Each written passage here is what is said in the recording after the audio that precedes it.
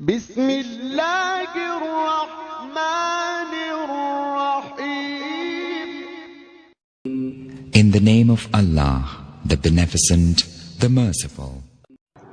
السلام علیکم. میں امید کرتا ہوں کہ آپ سب لوگ خیریت سے ہوں گے اور بار بار ویڈیوز دیکھنے کے لیے آپ سب لوگوں کا بہت بہت شکریہ. حضرت علی ذہانت کی ایک بہت بڑی مثال ہے، تو آج میں ان کا ایک اور قول آپ سب لوگوں کے سامنے پیش کرنا چاہتا ہوں. تو قول کچھ اس طرح سے ہے: اپنی سوچوں کو پانی کے قطروں سے زیادہ شفاف رکھو، کیونکہ جس طرح قطروں سے دریا بنتا ہے اسی طرح سوچوں سے ایمان بنتا ہے.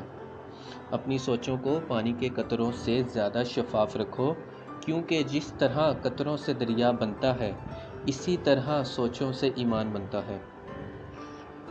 تو ہم جو چاہتے ہیں وہی بنتے ہیں. قرآن مجید میں بھی یہی آتا ہے کہ انسان کو وہی ملتا ہے جس کی وہ صحیح کرتا ہے. صحیح سے مراد یہ ہے کہ ایک کام کو پوری قوت اور حکمت کے ساتھ کرنا اور باقی معاملات اللہ تعالیٰ پر چھوڑ دینا.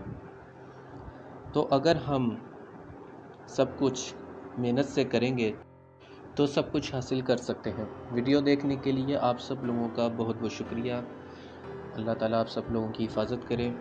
اللہ حافظ.